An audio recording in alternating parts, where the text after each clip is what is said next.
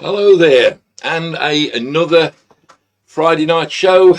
It's a little bit of a Christmas show. There's a bit of mistletoe and a tree in the den. I'm feeling very Christmassy. I've had another social today. I hope over the next couple of days, especially over the weekend, you can have a Christmas social. Just be careful with what you drink, but it's lovely to have the old mince pies, meet a bloke that you're fishing with, and just talk about the past year. And I do it about probably half a dozen times over the last week, and really enjoy it. But the weather, I know there's a lot of people moaning about the weather, but it's been absolutely fantastic. If you come away from the river, there's fish feeding all over the place. The temperatures have been fantastic.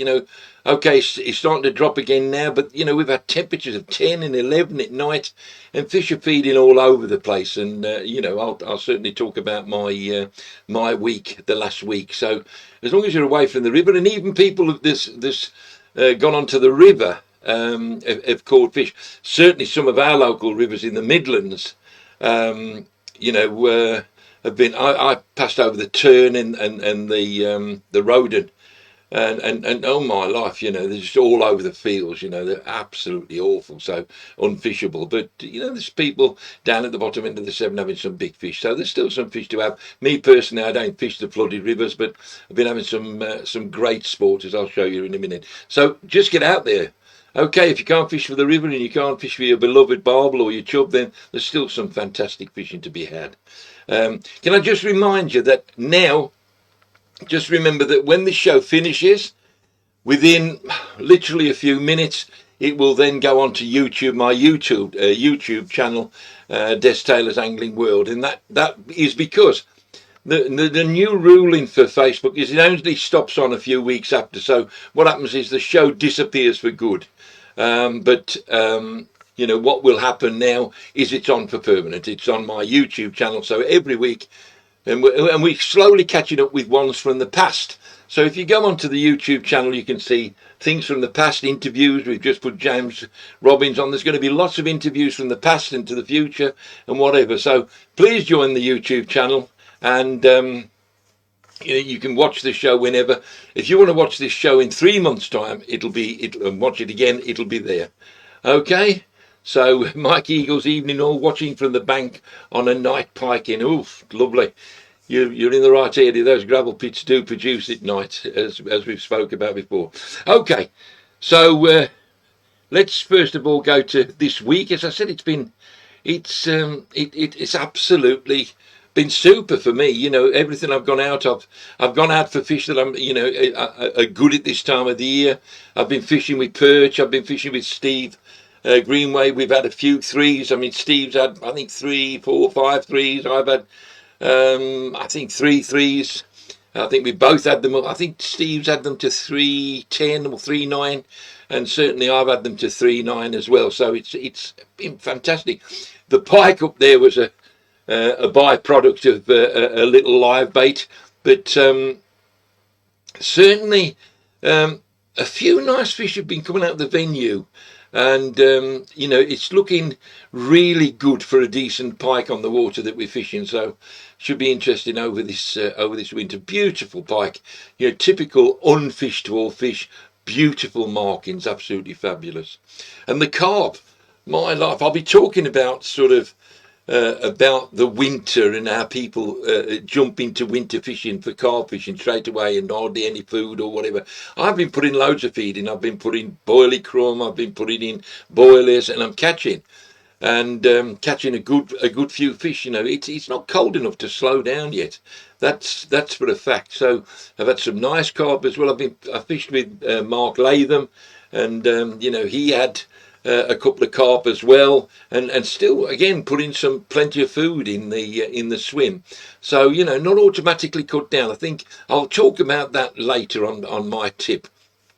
And I've been today. I went trout fishing, and they were going mad from the start. Started early morning, and they really went berserk. I was fishing a firetail firetail lure from Peaks, and they were absolutely, as I was retrieving it faster and faster and faster because they were getting so aggressive, and they were coming across the surface humping, and I haven't seen that for a while now. So I'm sorry to hear, Phil Miller, Dad's still in hospital. He's not well, so no fishing for me at the moment. Well, your dad's more important than the fishing, mate. Make sure you look after your dad. I'm sorry to hear that, mate.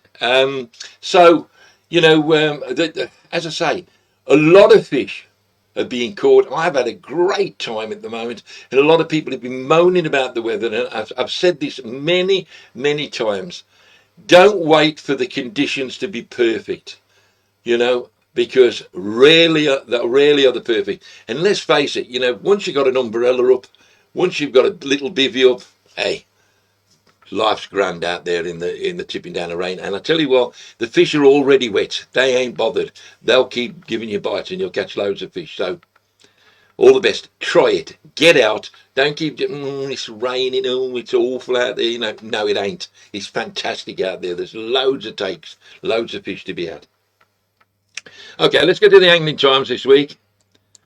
And the angling times this week, a couple of real interesting things for me. The one over in the corner, I had to put that in. I had a double page with my trip to Kenya, so you can read in full about my trip to Kenya with Margaret, and sort of great holiday. But two of the things that struck me with the angling times this week, one was a big pike, a 20-pound pike off canals, and how canals have come back. I remember Nigel Williams finding out about a couple of 20s and a 30 in not too far away from him on a canal. He didn't catch them, but they were in there. They were caught before, and then they were netted out. So these canals, when you think about it, you think they're small waters, but they ain't. They're massive waters, aren't they, when you think about the area? It's bigger than any gravel pit or whatever. A stretch of canal is huge. So there's always a chance of a big pike, always a chance of a big perch. So, don't sort of cross off and say, the canal's for jacks and small zander, because it ain't. It produces real big zander, and it produces a real big pike. I know that we've had pike to £30 in the last couple of weeks shown. I think they were caught a couple of seasons ago, but from canal, so there's some big fish. The other thing, which was really good, is something I talked about a few years ago, and it's a tip there, the game changer. Slowing my retrieve has transformed my catches. I remember when I went to Holland, I remember William Strong saying to me, he said, "You're a typical English spinner. You spin instead of lure fish." And slowly but surely, sort of 3 visits over there and mixing with some very good lure anglers, I slowed down. And the walk in the worm, which I think I publicised a lot over the years, the slower the better. Actually stop. When you're net fishing or walking the worm or jig fishing, you can stop, and you will get takes when the bait is stationary, when the lure is stationary. A lot of people always think brightly coloured, big so they can see it, and fast retrieve. It's just the opposite. Sometimes dull lures on a slow retrieve, smaller bait, catches you a lot more fish. And the slow retrieve is the difference in when I was I'll show you photos later on another subject of perch. I noticed that when I fast retrieved, my size went down, and that wasn't just one day. That was over probably a 5-year period. I noticed that whether it was Ned, whether it was lures, whether it was walking the worm, the faster the retrieve. Same in trout fishing. A lot of the times, a fast retrieve will catch you a lot of the stockies. But when you slow down and to a figure of 8, that's when you sometimes get the bigger fish. So that slow retrieve. And I know when I'm walking the worm, I think it takes something like, and the Ned, 15 seconds to make a retrieve. Literally, I'm doing this. And this is the hand going round, look. Not this. Not this. This. going around like that. 15 seconds to take one revolution of the reel, of the handle. And that makes it, it takes a hell of a lot to get into. When I used to take guide days, still do on perch, the hardest thing to learn was the retrieve. As soon as I came off them, they were quickly speeding up again, speeding up. It's so hard to keep a slow retrieve, but the slower the retrieve, the bigger the fish. That's for certain. And actually stopping the jig, stopping the walk in the worm, stop the Ned, stopping it. Okay, you might not even get a take when it stops, but the amount of times you do when it first moves again, unbelievable. And that was in the Angling Times. And I thought he didn't mention all that, but I thought slowing my retrieve has transformed my catches, and it did for me as well. Okay, the next one is, we have to say thanks to a real real supporter of the group, and that's Paul Holloway. And Paul's given 2 prizes tonight. One's the best barbel catch up to the end of the river season. That's up to March the 14th. And what there is £100 of bait, £100 of whatever bait you want. They do some super products, but the pellet, the boilies, the hooker pellets, etc., etc., etc. They do lots, and Paul's bought £100 voucher. It's there. Whoever wins it by the 14th, whether it's one big fish or consistently big catches or whatever, I don't know. But all you need to do is keep a record of this. Send details of the catch with your name and address to 7valleybarbel@gmail.com. They will keep the record of it. They will make the decision after March the 14th, the first show after March the 14th.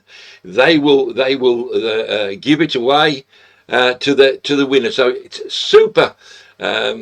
super prize from Paul Holloway, super product as well. So yeah, I mean, Martin Muller and everybody saying sort of great prizes, and yes, they are very generous. Yeah, Paul is one of those guys, and there's another prize after that as well, which I'll show you in a little bit later, that Paul's also donated. But that's a super prize, £100 of bait. Okay, it's going to be March the 14th that they pick it up, but it's certainly going to be right for the summer. And you can have mixed, you can have just pellet or boil it or whatever. I'll sort of put that up again, or if you want to phone Seven Valley for the contact details. It's a super prize. Okay, thanks, Paul. Right, the next one, well, it had got to come, hadn't it? It really had got to come. We were all expecting it, and we were expecting the Ambrose video, and it was always going to be the Christmas dinner. The only bloke who can cook a Christmas dinner like this. Man, thank you, Ambrose, for a great year. And this one is just the top of the tree. Here we go. How are we doing? Just on a little club lake today on the Down and Brook. I'm down at Wallington Hall. One of my favourite places to be. Some lovely lakes down there. So today it is going to be the Christmas special dinner. So today I have got parsnip and carrot, some potatoes, a couple of Yorkshires, some pigs in blankets and stuffing balls. We've got some cabbage, sprouts, and some broccoli. Some roast potatoes I'm going to do in goose fat. And we're going to have a pheasant today, a roast pheasant. A couple of rashers of bacon just about over the pheasant, because they do tend to dry out a little bit. So just a couple of rashers of streaky bacon to put over that to keep it moist. Small tub of gravy. And for dessert, I've just got a little Christmas pudding, what you steam. And obviously some ambrosia custard to have with that. So today I'm cooking with my cob, and I've got my ridge monkey double burn with the table. It has been a bit of a barrow load to get down here. My van's not so far away, so what I'm going to do, I'm going to fire the cob up because I've got some charcoal in there and some firelighters ready to go. Fire that up, leave it probably for half hour or so till it gets really hot, then we'll get that pheasant in and a few other bits, and that'll just give me time to prepare some of the veg because of yeah, I need to peel the potatoes and parsnip and carrots, so we'll get all that ready and we'll get that pheasant. Right, I've prepared all my veg. I've got all my greens in this one, potatoes in this one. I've just put the pheasant in a little tray, a couple of stuffing balls, a few pigs in blankets, and just a couple of parsnips. So I'm going to get that on the go now. And also I'm going to put me, I've got some roast potatoes and some goose fat in there. So I'm going to put that in as well. And get that.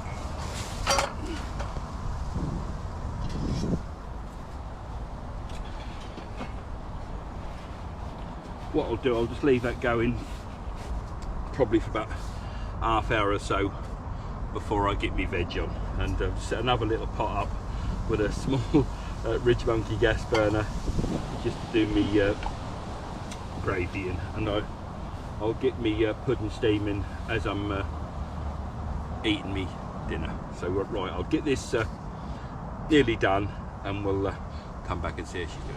Right, everything's looking pretty much done now. I've just checked on my pheasant, that's looking done.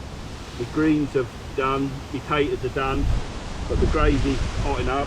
I've got my little steam Christmas pudding steaming in the corner of my shelter. So what I'm going to do, I'm going to get these sort of potatoes strained off and mashed. I'll carve the pheasant up and then we'll get dished up. Right, we're ready to dish up. The gravy's bubbling away. I've just strained my greens off, mashed my potatoes, carved my pheasant. So we're going to get it on the plate. I think I'm going to start with the mashed potato.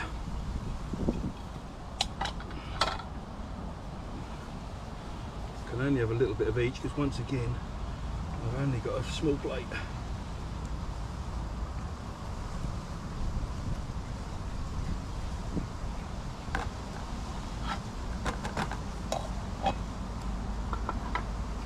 Gravy off. Wind's been a bit of a pain today, but at least no rain. Right.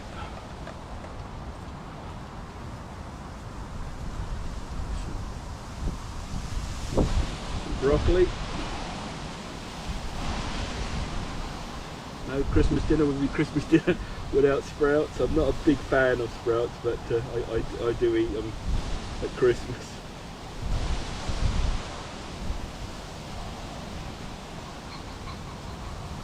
Carrots.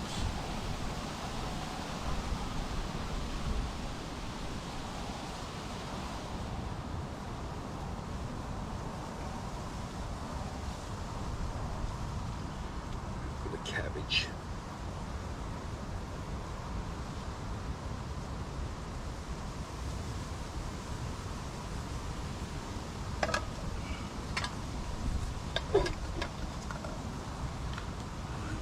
The meat on there now. Let's got some. I've only done the breast of the pheasant, but it's very tender. I did put a lot of butter on it, and also that I think that bacon kept it nice and moist as well. A couple of stuffing balls, a couple of pigs in blankets. Run out of room again. Get my pheasant. Right, we'll have a couple of roast parsnips.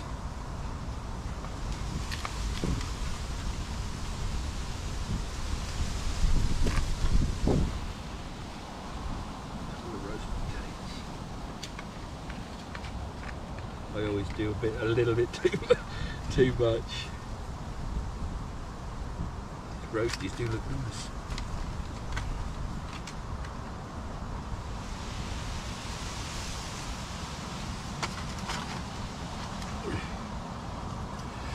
And now I'll go for a drop of gravy on my spoon. There we go.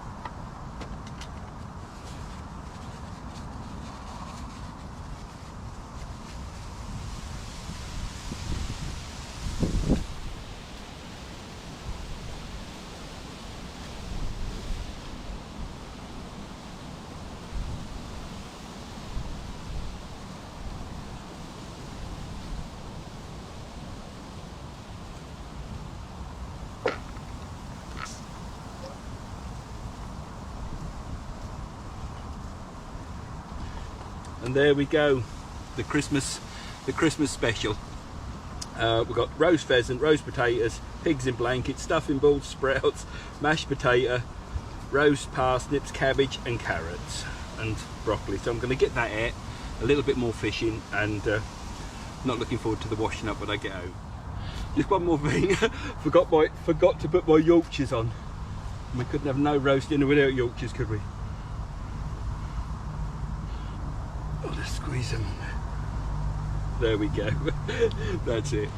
Right, time for that dessert. I've just had it bubbling away or steaming away in the corner there. Just a very, very small Christmas pudding. Let's see if we can get it out. Isn't that lovely? And just some ambrosia Devon custard.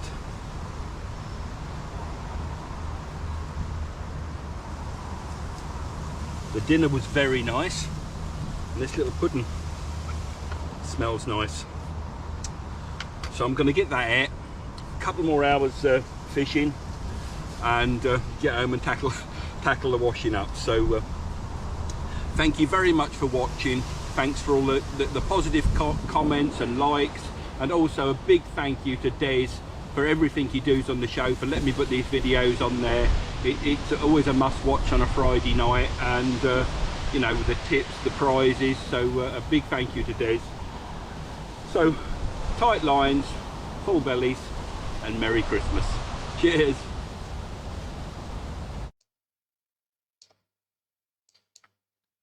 Just incredible, just absolutely incredible. And as Mohammed said there, you're a legend, and he is a legend. Absolutely super, absolutely super.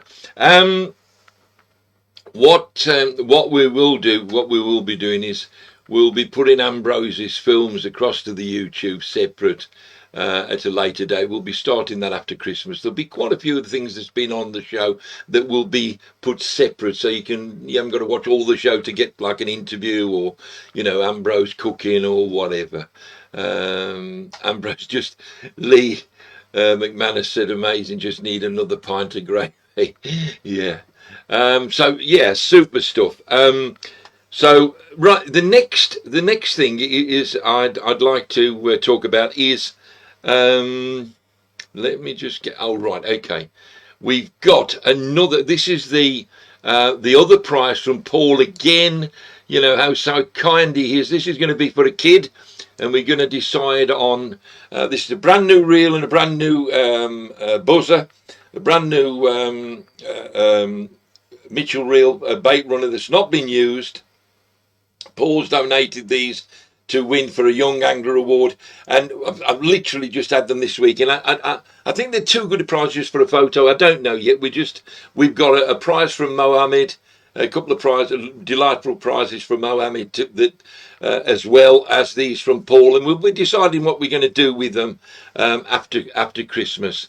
Into the new year, then that will give us a great start to the new year. We really are, and I'll inform you of some more of the sponsors that are going to be sponsoring the page as well. So again, what can I say, Paul? Absolutely fabulous. Really, absolutely fabulous. Okay, the next thing is right. I've got to bring up. Remember Boxing Day. is the cadence rod deal. I said about the specimen rods that I've been using for the perch and other species, you know, the smaller species, those specimen rods, the 12 foot, pound, pound and a quarter, pound and a half, they're up for grabs. They're 240 quid for the two. You buy one, you get one free. All you do is go on the site on Boxing Day, order the two, and you get 50% off. So you buy one, you get one free. You know, absolutely super buy, and they really are. An updated version, if you like, of the John Wilson rods. Absolutely fabulous, fabulous rod, fabulous idea. The two tops, quiver tips that fit in. Absolutely lovely. So those will be available Boxing Day. I'll remind you again just before Boxing Day, but absolutely super.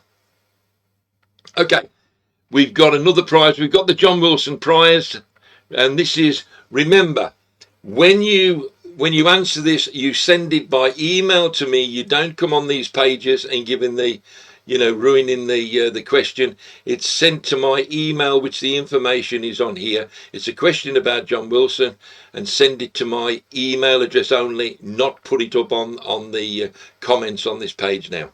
Okay, so here we go. Let's see how you do on this one.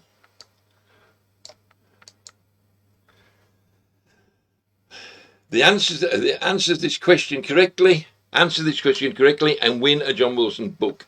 John made a huge catch of double-figured bream on one of his videos. What did he name the lake? Answers only to my email, destailerangling888@gmail.com. He made this super video. He fished a slider float. He fished on a punt. He caught, it was iconic.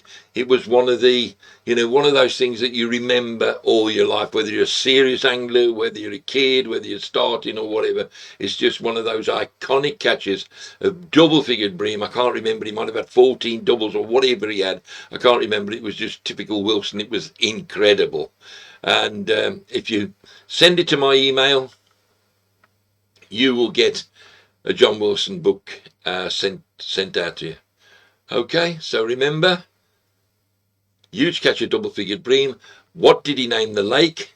And the answers only to my email, destailerangling888@gmail.com. Super prize. Okay, let's move on. And a super series is starting, has been started, and Phil Lane has sent another one in, and this is about roach. Let's watch Phil fish for roach in his rig for roach. Absolutely super stuff from Phil. Evening everybody, and welcome to a much milder than expected winter at Bite Light HQ. This week, to treat myself for doing the show last week, I'm going to be taking a little trip down to Linear to see if the fates favour me for a big roach. And I do get asked a lot about the rigs that I use for big roach fishing, and what I thought I'd do is, before I go, I will just talk you through the rig and also the rod and reel that I use for this. I mean, it's not a massively expensive setup, so it's probably quite a good way for people to get into fishing big pits for big roach. So I'm going to come and grab the camera and show you what I'll be using. Hi folks, this is my 13-foot setup for fishing big pits for, well, just for big roach really, this setup. The rod that I'm using is the Daiwa Ninja feeder, so it's 130, so 13 foot. It's like a power feeder rod. Not expensive. If you can find them on offer, there can be some fantastic deals, and they'll handle. I mean, I've even had big carp on that while I've been roach fishing. I don't think the reel's massively important. To be fair, this is probably not the best reel for the job, but I like using it. It's a little sort of 3000 Shimano spinning reel. I like it. It's nice to use. I'm going to be recasting a lot in the day. To be honest, when I'm thinking about it a bit more, I tend to put small bait runners on.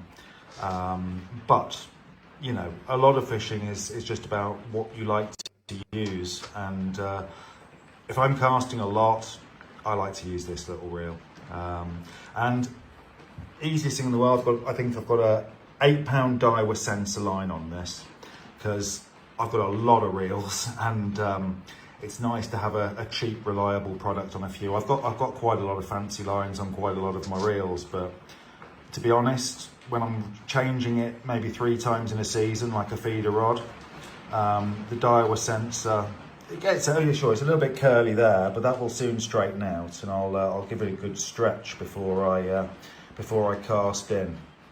But let's have a look at the business end. So again, I'm using I think these are Drennan, are they? I'm gonna have a guess. Oh, there you go, Drennan. Yeah, I mean, that's a big feeder. I'm giving myself the option of fishing probably to about 80 yards, which can be necessary on a big pit. Obviously, I'm going to look for activity before I even start casting it. But when I do start, I want quite a bit of weight in the end, because this is on a helicopter rig and you need a bit of tension in the line. But also, I want to get a lot of feed out. I mean, you think, oh, it's winter, not so much, but this is just going full of maggots. It's a carp water. One carp comes by and he's taking everything you put out there. But to be honest, I'm more thinking about how long the feeder will be active for. How long after I cast it in will I have some maggots kicking around? Now, we do use an underwater camera to look at these things. And realistically, you've got about half an hour with a feeder this size before the maggots have just dissipated and are no longer doing anything for you. We move down, I've got a quick release on there, or whatever we call these. Any sort of a little release there, just so I can change the size. I can also change to a ground bait feeder if I feel like that might be necessary. But I can put a much smaller one on as well. So if I feel like less bait needs to go in, I can just adjust the size, or if I want to fish a more delicate swim closer in. So we move up to the helicopter part of it. Now, I just use these little rubber stoppers. I find them excellent for it. They they give plenty, because we're only using a size 14 hook here, and that's tied to that's 7 pound fluorocarbon. That's the heaviest I'll go for roach, and I'll only fish it when it's mild and I'm fishing a water where there's every chance I'm going to catch some carp. Now, I speak to my friends who fish the same venues for big roach all the time, and this is the main thing we not so much disagree on, but some people fish 3 pound fluorocarbon, and if they pick up a carp, they just hold for the break. And others fish 6 to 7 pound fluorocarbon and try and land the carp. I'm in the try and land the carp bracket, especially when it's a bit milder. Now, if it goes down to about 2 degrees, and that almost eliminates my chance of catching a carp, I will drop down and I'll use the edge tackle 3 pound, 3.5 pound fluorocarbon, which is excellent stuff because it's plenty for a roach. But the beauty of this is I can move this up and down the line at will. So if I feel like the fish might be backing off the feed, I could have that 2-3 foot up the line and have the feeder right down here and try and catch these wary ones that are off the back of it. But it's just the simplest little rig. I'll put a little tiny bit of silicone on there just to kick it out. But over the years, that's what I've ended up fishing 90% of the time. If I'm casting regularly in the daytime, I might do just a free running rig with maybe like a little black cap type feeder, something a little bit smaller than that, if I'm really regularly recasting. But the beauty of this is I have the confidence to leave this out overnight. But well, we'll see how we get on anyway. So you're either now going to see a montage of scenic shots, or possibly...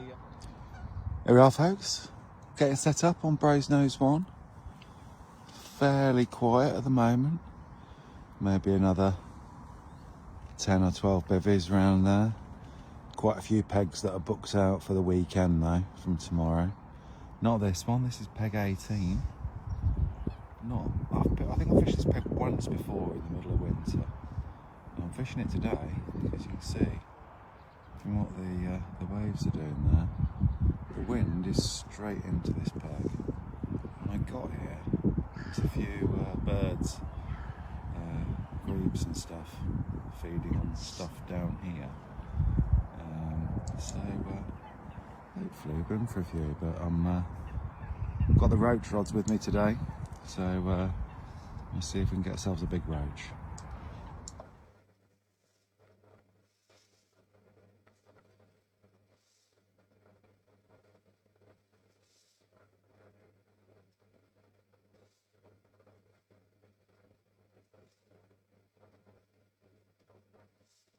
Well, just about time to pack up now, guys.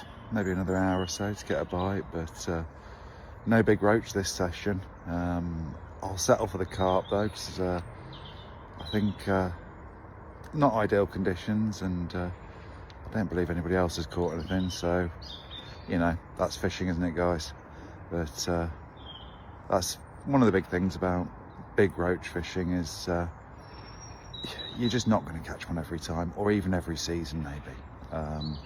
These are super rare fish, and when you do get to see one, you know, it is really something else. But that's what it's worth, all these winter blanks. But good luck with your roach fishing over the winter, guys, and let us all know how you get on.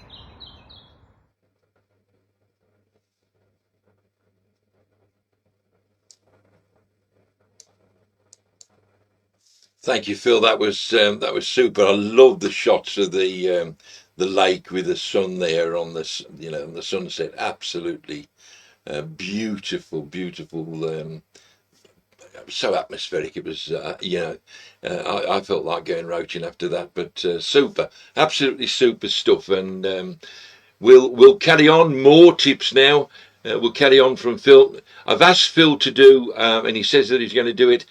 People are sort of wanting to make traces for piking, and I said, "Can you do this?" And he's got his traces that he uses sometimes in fluoro, so he's fishing for zander and or fishing for perch. But then there's a chance of landing, always a chance of landing a big pike, and then he's going to put his big pike, just pike. Traces as well, so that's looking good. And sort of Phil Lane, cheers bud, where are we? Cheers bud, was a great trip, one step closer to a lump. Yeah, that's what a blank for the species is. It's buying your ticket for the next one. Great, thank you very much, Phil. What a result, asking you, and what a result you're doing. Excellent stuff. Okay, mine is the next tip. And I broached the subject earlier on in the show, and that was, for some reason, I don't know what it is. Come October, certainly November, the thing in the tattle shop, the thing everywhere is, or if you meet somebody, oof, don't put so much feed in. Don't put so much feed. It's winter. No, it's not winter. It's the temperatures. It really is not the time to start slowing down at all. It really isn't. Okay, if it goes really cold next week, then fair enough. But I tell you something now, really, I've been putting in, everything I'm fishing for, still putting in loads of feed. I'm going Monday. It's raining all the weekend. It's going a little bit colder. I shall be feeding. I'm going. I'm going Tuesday carp fishing with Mark, and we're both going to go for it. I ain't going to go for one bite of chuck. I'm going to go for a few fish. And if you put some bait in, the only way you're ever going to catch a lot of fish is baiting up and baiting for a few fish. And that's been what I've been using the last couple of weeks, and that's the boilie crumb. I've done that for years, and I put it in with it. I fish margins with it, and even the pudding mix. I love putting the pudding mix for carp. I really do. It's great. It's for me. It's as successful for carp as it is for barbel. The only thing I would say to you is it's got to be soaked. People think, oh, okay, go to still water. I'll just put it in a feeder or whatever. No, because there's a lot of product in there. There's a lot of hemp products. There's a lot of krill, etc. in there that will float. It needs to be soaked, so it's a ball. You can push it in a feeder. You can throw it in a ball. You can catapult it out. But that's the way you can make it really soft. You can make it really soft, so it's almost as like a soggy mess almost, that I'll put it in by hand, or you can make it really stiff. But it needs to be soaked. That's for sure. So please, please don't cut off now, whether it be on the river or whether it be, I've been watching videos by James Robbins and his fishing. He's still putting the bait in, and he's still catching lots of fish. The people on the wire, they're putting in bait every time they go in. I'm not saying put loads of bait in one go. What I'm saying is, I'm a great believer in little and often, and that's just people, whether it be the summer, whether it be the winter. I might slow down with the bits, but I'm always putting it in. Over soaked pudding mix makes a great zit cloud. Yeah, it would do. It will do, because it's especially with the additive in the little plastic thing that you put in, that will give a lovely cloud off, and it's a real attractant. So you're right, Phil. The cheese, what is the cheese? Christmas. I tell you something now. My wife's just had a Sainsbury's. Before we came in, she just had some Sainsbury's delivered. And I know it's the Gorgonzola and all this and that. And I tell you something now, it always comes to the end of the night when we've had our Christmas dinner and all the cheese goes on, and Mark buys it. Thank God she ain't listening. It all goes on there, and half, 3/4 is not eaten. And then Mark says, you'll probably eat that. And I go, not a half, yeah. But I don't. You can't eat the amount of cheese that my wife buys, and the amount of cheese a sister buys, and whatever the amount of people that buy so much cheese. And it either goes off or they don't use it. Keep it. Absolutely keep it. It'll last in the freezer, made as a paste for your chub. It'll last for years. It really will. So, keep it for the future. Cheese at Christmas is absolutely fantastic. I love it. Just put it all together, make a paste, and all this about making it for me. Oh no, Phil, I won't be using Cornish cracker. I do love me chub and barbel, but I ain't giving them Cornish cracker. What I would say to you is, I use an aired ball or one of these Enterprise paste holder things that comes off the side of the hook, and it doesn't matter how hard it doesn't have to be so soft. Chub will take it down to the pharyngal teeth. It can be rock hard.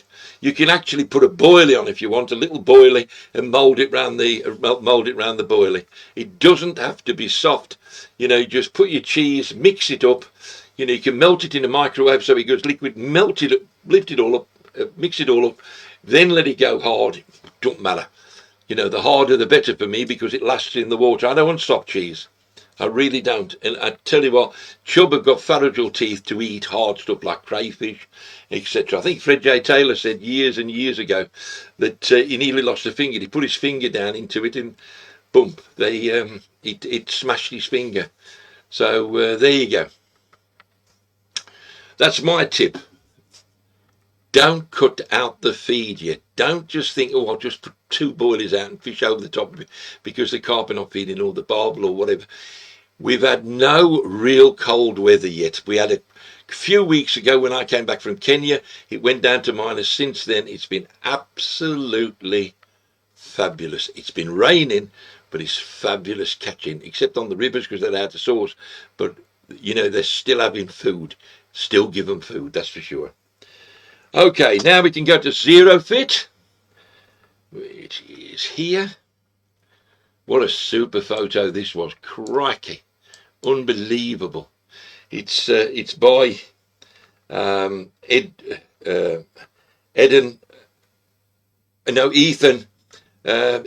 Webb. Oh my God, what a photograph. Win a contest anytime, wouldn't it? Just a beautiful sunset. Absolutely fantastic. What a fish. It's shining through the fins as well. Absolutely beautiful. And I remember Ray Cutler saying when he saw it, we had a drink, I think it was Monday night, and he'd seen it, and he said, did you see that photo of that pike? And I said, yeah, unbelievable. And, it really is a great photo. And, it's cold. You're obviously fishing right till the dark, or maybe into the dark, so you need a Zero Fit. So you've got it. You've got the Zero Fit to keep you warm, mate. And it'll be on the way. I would imagine it'll be after Christmas now, but You've got it, mate. What a photo. What a photo. One of the best of the year, that's for sure. Okay, so now let's go to Nature Trail. We've got 3 today. We've got 3 nature trails today. And the Nature Trail, and it's a very Christmassy one for obvious reasons. And that is nature and Christmas traditions. Every year I get great pleasure in collecting the traditional mistletoe and holly for the house. Mistletoe has its roots in ancient Norse mythology, where the goddess Frigga, I hope that's Frigga, declared it a symbol of love after a son was killed by a mistletoe arrow. Hence the kissing tradition. The holly symbolizes eternal life, protection and hope. Its spiky leaves represent Jesus' crown and the berries his blood. Super info, mate. Super info. And now let's get to second one. A great favourite, isn't it? You know, everybody loves a robin. The humble robin is, of course, strongly linked to Christmas. This stems from Victorian times when the postmen, nicknamed robins because of the red vests they wore, delivered greetings card, and the robin soon became the bird of choice for greeting cards. In folklore, the red breast is again to do with Jesus being a gift from his blood. Another great information. That's over the year. You just so many things that Paul puts together for these things. There's a lot of thought put into it. Tremendous. And the last, Merry Christmas from the man himself. And I think he showed true form this week with the prizes he's given and his commitment to the group. He's a real fantastic group member. Puts a lot of effort. You know, I don't pay Paul. He just loves doing it. He just loves backing the group, and he loves to supply tremendous stuff for the members. So, yeah, to you, your wife, your daughter, and all your family, mate, you have a great time, Paul. A great time over Christmas. Drink lots, eat lots, and do everything you shouldn't do, and enjoy yourself, mate. Watch how you go. Okay. So, next, oh, I need to mention this because, you know, it's a great company by one of a group member actually, John Hettle, and you know, the new year's coming. You know, have you got an insurance? Do you think your house policy covers it? The chances are it doesn't, and you know, it's an angler. Myself, John, and a few other people who are anglers have put this thing together. I certainly haven't put the thing together. When I saw it, I just put my name to it, and it's a tremendous product. And if you're after insurance for the new year, then try Angling Protect. The numbers there, and you know they got a Facebook and a YouTube channel. Get on there, anglingprotect.co.uk. Okay. Again, good for group members. And then the last thing I'm going to mention before the questions is that we've just done a deal with KGM leads. We're going to start in the new year. They're going to give 50 leads per week. 50 leads per week to a member. Don't know what they're going to win it for yet. We haven't quite decided. Again, it's exciting times. There's going to be some lovely prizes into the new year. But KGM, whether you can have 56 ounce, 8-ounce leads, whatever you want. You can have a mixture of whatever. If you fish the Trent, or you fish a small lake, or you fish small stream, you can mix it up. All you got to do is, when you've won it, you've won 50.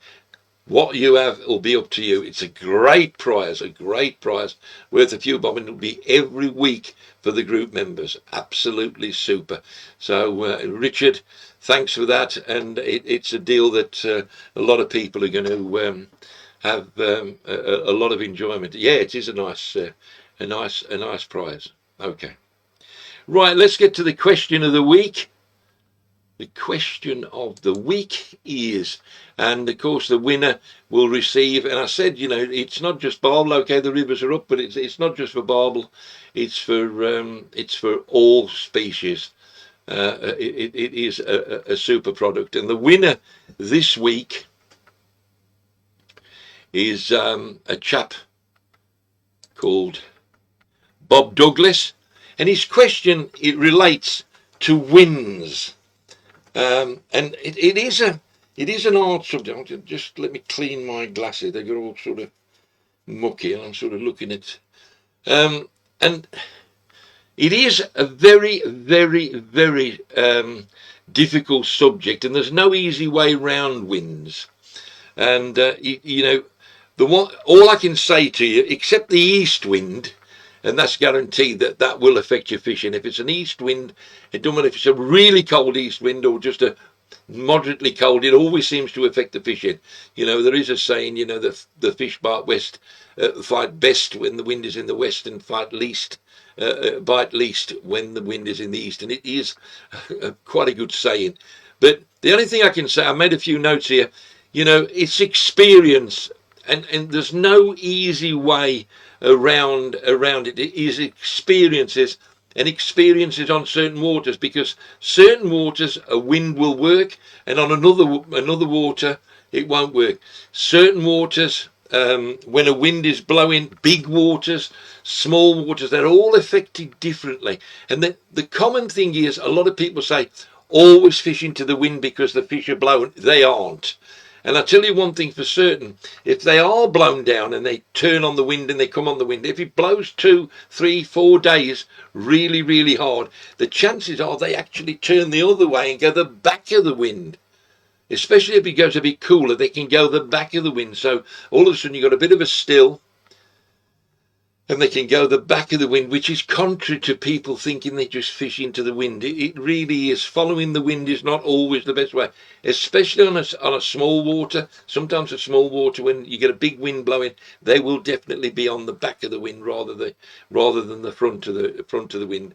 And what also you get is, you get a lot of, you know, like you can see wind lanes. Wind lanes will, you know, when creatures, terrestrial creatures blow off the trees, you know, like tree ants, wood ants, they blow off the trees, go on, and then you can, you know, then you can see fish topping all over the lake, and there'll be creatures blown onto the thing. Julian Warrington said undertow. That's what can produce that back to the back of the wind. That undertow. So I'm sorry, it was worth mentioning, and I think a lot of people get worried about it, about the wind, but it's experience, and I think what all you'll do. You see, Robin, Drew, I always thought that follow the wind, and that's what people think, you know, but the trouble is angling is full of contradictions. And, you know, if you follow the wind, every time you follow the wind, that's probably ain't a bad idea. But it ain't always the winner, especially, you know, Martin Goodman. Fish will follow the warmer water, especially in cold west easterlies. Too true, right? So if you're feeling cold in the wind and it's a cold wind blowing, the chances are it's chilling the water, and it might be just that chillier down that end. So, as I say, experience.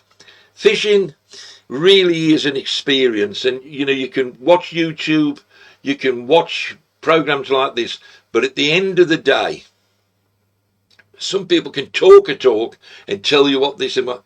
Man, the best thing to do is you get out, you struggle, you blank, you struggle, you blank, you have one fish, you think, oh, that was the wind, and you make note. The more you go, the more information comes into here, the more the information that comes in here, the better the angler you become, whether that be wind, whether that the height of the river, different, because different species as well act differently to wind as well.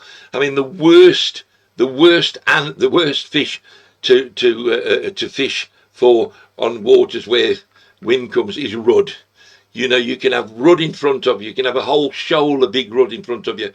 The wind blows, especially if some terrestrials come on and they follow it. Boom, gone. And they'll just follow it and they just disappear and you can't find them. Absolutely terrible rudd for that. You know, they're like ghosts. They really are like ghosts. Bob Douglas, thanks for that. I wish I could tell you more, but you know, I could relate days relating to wind and catches for wind and whatever, and I could talk now for hours just about catches on wind and opposite to what you think and whatever. But at the end of the day, mate, you know, you've got to get out there and do it and learn it yourself, unfortunately. But that's the fun. That's the skill of fishing. Okay, I've got Jamie for this one, and I've obviously missed his second name out. So Jamie, sorry, in my rush I put Jamie, and he's put he's actually asked, have I ever fished Christmas Day? And yes, I have fished a couple of Christmas days when I was younger, when I was about 16, 17, when just there was nothing else in the world except fishing. I wasn't going out with a girl, and I think the one Christmas day I was, you weren't pleased. But Dave Greatbatch and Pete Greatbatch, we went and fished a place. I remember the one Christmas we had our dinners. He had his dinner with his parents, I had my dinner with my parents, and we made arrangements to fish. We fished Christmas Eve, we fished Christmas Day, we fished Boxing Day, we fished right the way through. And you've got to remember that, you know, Broadwaters was a small pool in Kidderminster, full of small fish. There was no specimen fish whatsoever in there. Small bream, small roach, small tench, small everything. But my God, did we learn, you know, about what we talked about the wind and about bites and about, you know, controlling the float. There was a flow on this water and how to control the float and how to set shots up, etc. And we learned so much by just fishing as much as we could, and we just couldn't get enough of it. And Christmas Day, you know, that's what we did then. I don't do it now. I don't fish over Christmas now. I wouldn't. I just, to be honest, probably after Christmas Eve to probably about the 28th of December, I can hardly walk, let alone fish. So there you go. Okay, the next one is Robert Edmonds, who asks, "Did I ever have I ever had red letter days in the snow?" And yes, I have, and I can remember. I've got a picture here. Just let me. I've got a picture here of a fantastic day. Lee Andrews has fished every Christmas day for 26 years, just a couple of hours before dinner. 2:17, I had a Christmas day, £4 canal eel. What a fish on a special day. You're serious, mate. I can't imagine you'd be sober at bloody Christmas Day, Christmas morning, but there you go. The perch, that was on a marina on the Severn.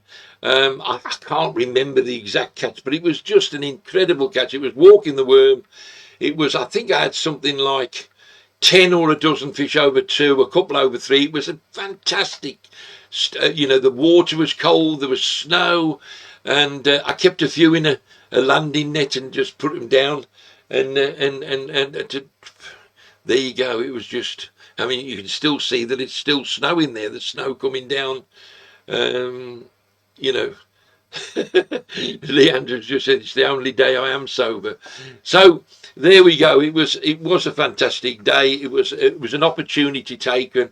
You know, it was just, and like this year, I've said to Mark, we fish in a water that's fairly easy for carp. And you know, as soon as it snows and there's snow on there, we'll have to shoot off, drop everything, and get down and see if we can catch a lovely snow carp. Stupidity really, but it's just something to aim for, isn't it? And yeah, so yeah, I have had some lovely days. I remember having a big double-figured rainbow one day with we virtually broke the ice down at Asby Falls, and again that was a fabulous day in the snow. So yes, I have caught some fish in the snow, Robert. Okay, the next one is Dean Riley. Again, this is another experienced one, and it's so. I'm not passing the buck here because you could talk forever and ever and ever about these things, but Dean Riley, I never see carp like the experts say. There's always, you know, they're talking about carp showing. Well, let me tell you something now, Dean. If you've got carp in there, they're the most social creatures ever. Even in the winter, they will show. If you're not seeing them, you're not looking, or you're not seeing them. You know, you've got to learn that. You know, some people never learn that skill. You know, I've been with people and you look out and they just can't see the fish. You know, and you know, there's things like, you know, little movements in the wind. When wind's blowing, just look, you know, and as the wind's rippling down the lake, you can see, and then suddenly there's a diversion, and that the only way there can be a diversion on the wind is there. A fish is stuck and causing water to go over it or round it or whatever, and it gives a diversion. The other thing is flats on the thing. When you see a flat, you know, all around it is the breeze is tripling the water, and then there's suddenly a flat. It's a fish. And you know, the only thing I can say to you again is, when you go fishing, don't just look at your float. Don't just look at your bobbin. Especially if you're carp fishing, you know, the chances are you're not float fishing. It's fantastic, you know, that you can see things when you're carp fishing. You can sit there and you can just look out and watch and learn. You know, learn.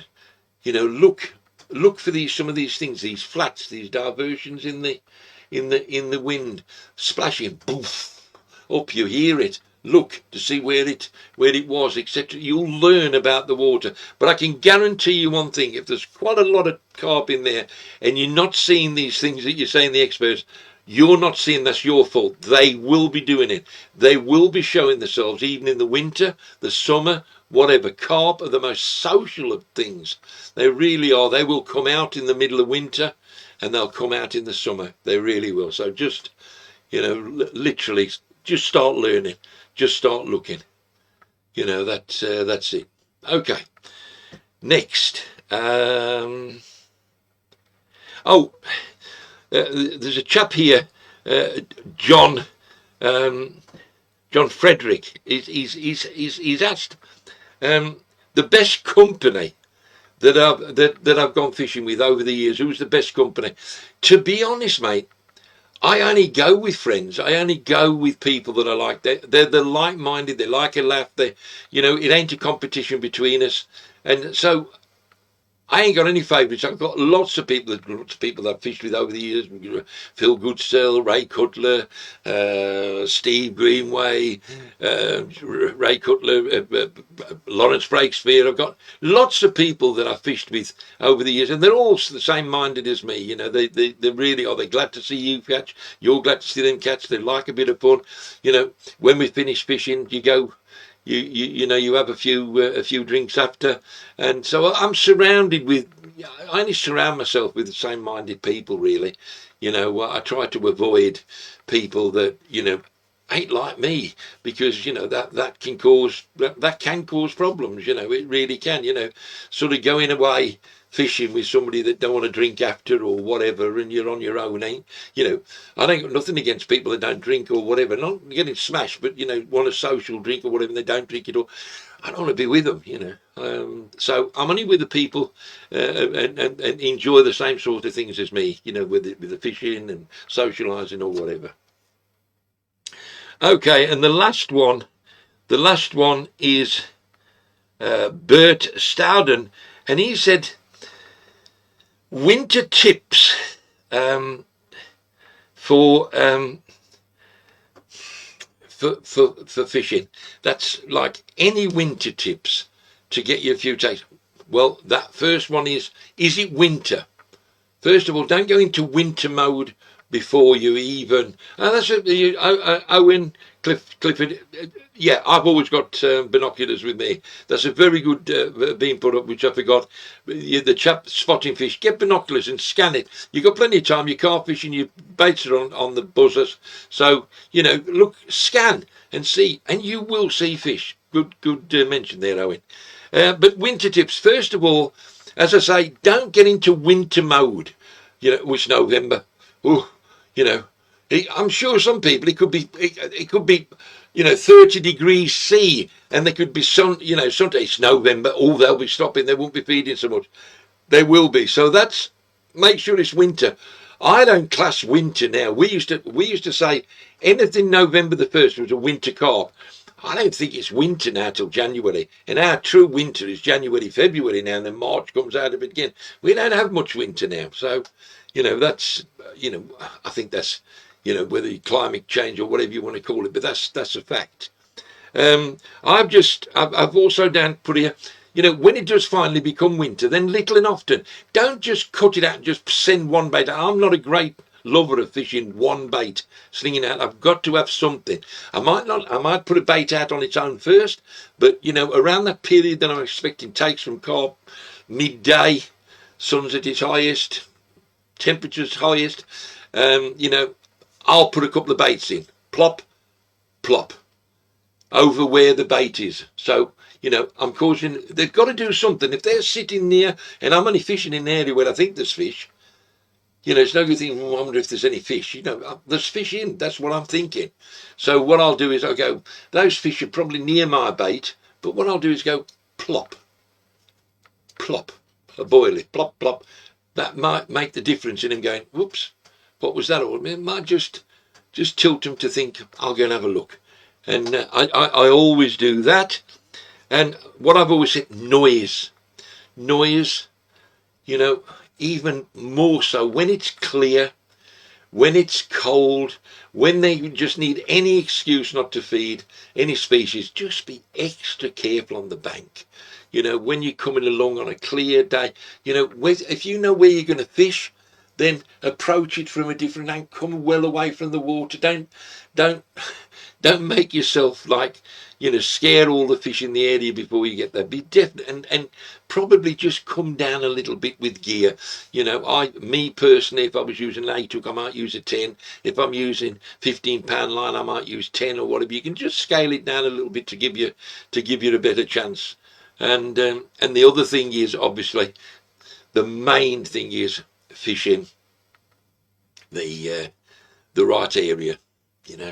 If you see a carp stick his head out, the chances are, when people say I cast to a fish and I had it, did you? The chances are you cast to a fish, but it was a group of fish. There was one out of 6 fish or 5 fish or 10 fish, depending on the stocks. He popped his nose out, but he was actually a fish amongst a few fish. So you put it down. It's like when I'm trout fishing. When you see a trout come, poof, take it. You chuck a buzzer out or under an indicator and he goes under. The chances are it probably ain't that particular fish. It's probably in a group of fish swimming around. So make sure you're in the right area. Okay, the last 2 prizes we've got is the Willy Worms boilie, which is this one. And we've gone all night. It's freezing and it's froze now, or it's froze at my end anyway.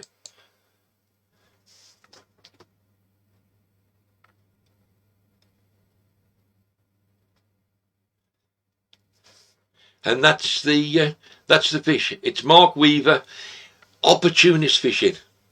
It was raining, cooler, then all of a sudden he's gone, right, it's warmer, it's got, it's raining, but I'm gonna, it's the chances are it's the chance, it's that window, and he took the window and he caught that lovely fish. And that's what it is. He's a river angler. He loves his river fishing as well. But he knew that the carp were on, went down and he caught one. And that's what it's all about. And that's why he's won the boilies from me. Well done, Mark. And love the hat as well. That did help as well. Well done, Mark. Lovely, lovely fish. Lovely winter fish. Winter colours. Lovely. A winter colour that we've not come to winter yet, but I don't know. It'd be interesting to know how much bait he put out, but I got a feeling he didn't just put one boilie out, but it's a lovely fish. Well done, Mark. Lovely. Okay, and the last prize of the night is the Dinsmore prize, and the Dinsmore prize is to Lee Andrews. Sent this in about Reese Lee and canal perch. This lad, Lee's a super angler, not a bad match angler, and a very good specimen hunter and a very good eel angler. And he says about this kid that he's got potential. Let's hope when he gets past the women and the beer that he's still in it, and he could, you know, because you can have all the skill, but if you fall for that, then you've gone. But this chap's got potential. What a fish! The Canals is fishing locally with Lee. Lee's took him under his wing, and that's got to be good. He'll certainly show him the world. Will Lee, and what a lovely fish. Well done, son. Well done. There's a lot of people that's been fishing many years and fished gravel pits and whatever and never had a perch like that. That's a tremendous fish. Holding it well, holding it nice, lovely. And you can see with the canal the background. Well done, mate. And hope to see you. Just keep catching some fish. You never know, you might win the reel in the bite indicator. So keep coming. There you go. Well done, mate. Lovely. Well done. It's on the way to you. And then I'm going to show you this one. I'm going to say to all of you a Merry Christmas. A Merry Christmas and a Happy New Year from Des and the team here at the Tattle Den. It ain't just me. It's a number of people that make this show possible. You know who you are. And it's for me, it's part of my week, part of my year, and it's part of the enjoyment for you. So there you go. There's no show till the 9th of January, and to be honest, I'm looking forward to the rest. But can I just say to you, just remember, have a great time. Nobody will drink more than me, but keep out the car. If it's drink or it's drugs, keep out the car. I can't believe I'm mentioning drugs. I don't take drugs, but you know, it's a common thing now, whether it be a smoke or whatever. Just keep out the car. And people say to me about drinking and driving over Christmas, say, oh, you don't want to lose your license, it'd ruin your fishing. I ain't bothered about that. That's nothing to do with it. I don't drink and drive because I don't want to kill anybody. I don't want to kill myself, and I don't want to kill an innocent person. So be careful. Go out there, enjoy yourself, catch lots of fish. Let me know how you're getting on. I shall be carrying on through this period, although there'll be no shows for a few weeks. Keep sending it in. There's lots of prizes to be won, and it looks as though it's going to be a great year for the Tattle Den and group members. Have a great time and enjoy yourself.